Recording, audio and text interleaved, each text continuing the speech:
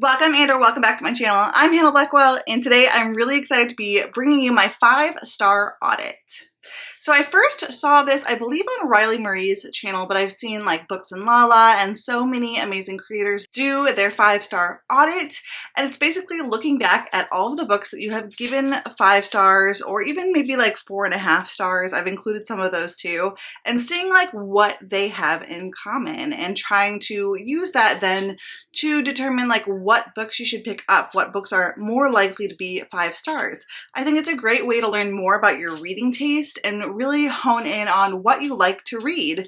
Now, this does not mean every book from now on is going to be the exact tropes or ideas or things that I really like in my books that I often give 5 stars, because I also like palette cleansers and I feel like I can't give a lot of books 5 stars unless I have certain books that I really enjoy that I need to read to have that break, but I know they're not going to be 5 stars, and that's okay. I don't read them to be 5-star books. So just making that clear, I don't always try to read a book that I am going to give 5 stars. I read to enjoy, and sometimes that means a book that I know is going to be a really enjoyable 4-star that's going to give me a break for my brain or whatever I need in that moment. So if you haven't already subscribed to my channel, I'd love to have you do so. Don't forget to click the like button and comment down below and let me know, based on these ideas, these tropes, and things that I like in books, what are some recommendations that you would give me? Because I would love for you guys to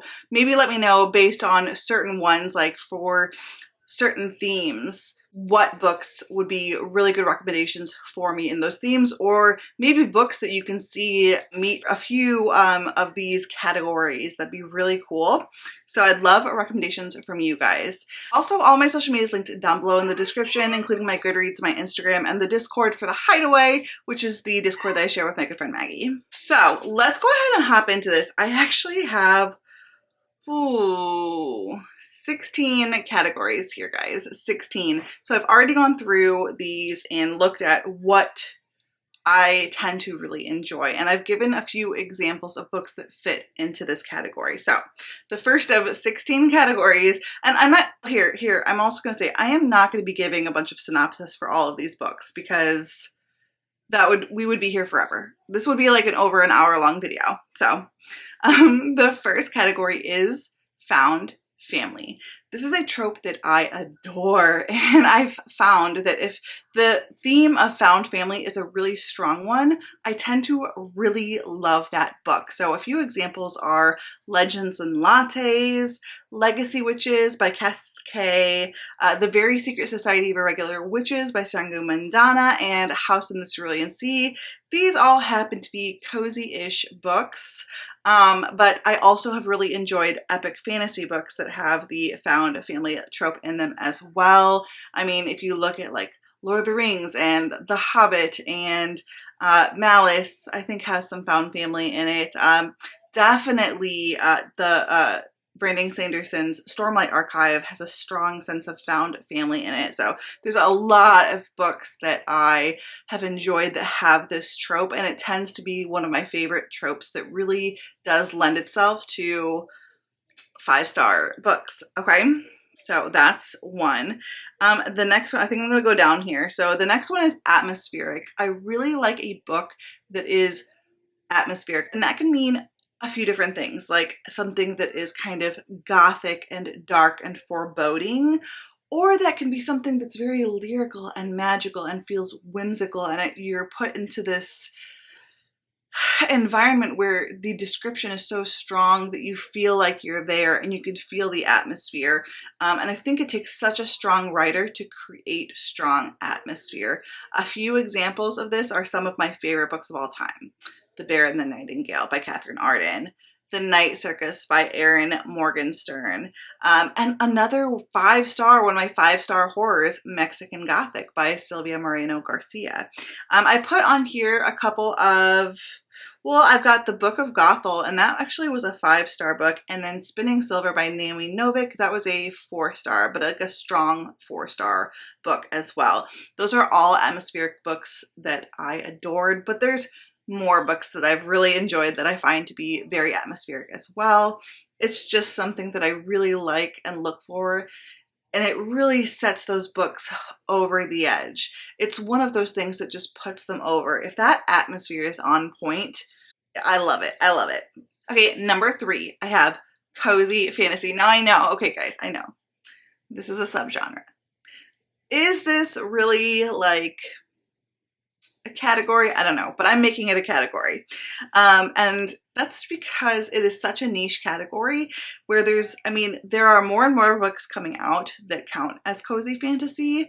And it's definitely not like, oh, if it's a cozy fantasy, I'm going to love it. Like, I've DNF'd cozy fantasies. I've given cozy fantasies 3 and 4 stars. Like, it's not the end all be all, but you mix it with some of these other things and it could easily be some cozy fantasies that are all-time favorites. Legends and Lattes by Travis Baldree, Emily Wilde's Encyclopedia of Fairies by Heather Fawcett, Curses and Cocktails by S.L. Rowland, and then obviously The Very Secret Society of Irregular Witches. That was, I believe, one of my top books. Encyclopedia of Fairies and The Very Secret Society of Irregular Witches, I believe, were like my top 2 favorite books last year. House in Cerulean Sea was a 4-star. So yeah, I really love me some cozy fantasy. This next category, number 4, is one that I have so many books in here because I think this is like a really big thing for me. And maybe because I put 2 things together. So I put gardens/forest. So botanical themes, okay? A botanical theme. And it's kind of mixed up with the next one too, but this is where like more of like the setting. Okay, so if the setting is in a garden or in a forest, okay? So if the setting is in a garden or a forest, this is a winner for me. A few examples are the Book of Gothel. This has gardens in it, food gardens, and forest settings, so both. Bloom by Delilah S. Dawson. Emily Wilde's Encyclopedia of Fairies. Kristen Hanna, The Four Winds, that is about farming and gardening too. Uprooted by Naomi Novik. The Coven. Victoria Holt, On the Night of the Seventh Moon. There's a lot of this that takes place in the forest. Silver in the Woods, Slewfoot. Those are some 4-star reads that I count as like really, really solid 4-star reads, like higher 4-star reads that also had a setting that was in the garden or the forest. Okay, the next one is kind of similar, but it's botanical magic / botanical horror. So that's more of like the element in it being botanical. If that makes sense, I don't know. It makes sense in my head. So in here I have The Jasmine Throne by Tasha Suri, which is like a 4.5 star. I've got Hunted by the Mushroom Nymphs. Now this is a very quick erotic cottagecore, kind of cottage gore in a way too, novella, like short story. I don't necessarily recommend this book, but it was 5 stars for me. What Moves the Dead by T. Kingfisher. This is like I think this is like a high 4 stars for me. Bloom by Delilah S. Dawson. In the Company of Witches. Entreat Me by Grace Draven. Uprooted, and The Coven. Those are all books that have botanical magic in them that I gave either really solid 4 stars or 5 stars. And you can see too where some things can really be like overlapping. Next I have gritty gothic. Okay, I love a gritty gothic atmosphere or a gritty gothic theme. So this could be more of a dark academia kind of theme, or it can be an actual like gothic horror or a gothic romance. So it kind of covers a few things, but I definitely found that I do like gothic elements in my books. So some examples are Gothicana by Runix, Ninth House by Leigh Bardugo, Mexican Gothic by Sylvia Moreno Garcia, and then some really solid 4 stars, Catherine House by, who is that by? Elizabeth Thomas. And then some books that I've already talked about too, Victoria Holt, Diary of Blood, The Coven, and Slewfoot. So those are all very gothic feeling books that I've really enjoyed. And you can see where there's definitely some like overlap. Like if you look at The Coven, for example, it's features gardens, it's got botanical magic, and it's gritty gothic, and you'll see it in another You'll see it in another category too. Okay, so the next one we're going to talk about is, okay, this is kind of weird. I don't know how to describe this one. Okay. But the book has a message about the human condition in some kind of way. Like the book has a message specifically about humans and life in general. I don't know. The messaging hits basically. And these examples are kind of all over the place, but I've got 4 here. Neil Gaiman's The Ocean at the End of the Lane. How High We Go in the Dark by Sequoia Nagamatsu. A Psalm for the Wild Built by Becky Chambers, and Ta-Nehisi Coates' Between the World and Me, which is a really awesome nonfiction book. And they all have just really good messages that really struck me. So a book, if it can have a really strong message, like, yes. And the next, now you guys know I like fantasy romance, but because I've read so many, I wanted to be a little bit more specific when we're talking about fantasy romance here. So specifically, I tend to really prefer fantasy romances where you can see the female main character go through character growth. I'm reading a book right now I'm almost done with that I could probably put on this list too. I love to see the female main character start like at the bottom. Like she has gone through shit and she's not dealing with it well. And then to see her really grow and flourish throughout the series or book, that makes me really love that fantasy romance. To Bleed a Crystal Bloom, A Court of Silver Flames, obviously The Staircase, come on, and Guild by Raven Kennedy. These are some examples of books where the female main character, the heroine, just starts at the bottom and has to do a lot of character growing. Next, I have also what could be considered a subgenre, and that is historical fantasy retellings. So a historical fantasy that is also happens to be a retelling. That could be a retelling of a fairy tale or a myth. For me, it tends to be more of the fairy tale retellings or folklore retellings as opposed to like Greek mythology, for example. I haven't really gotten into any of those. So my examples on here are the Book of Gothel, Bear and the Nightingale, Daughter of the Forest, Wildwood Dancing, and Spinning Silver. Okay, so next I have a fun one, and this actually can be any genre, okay?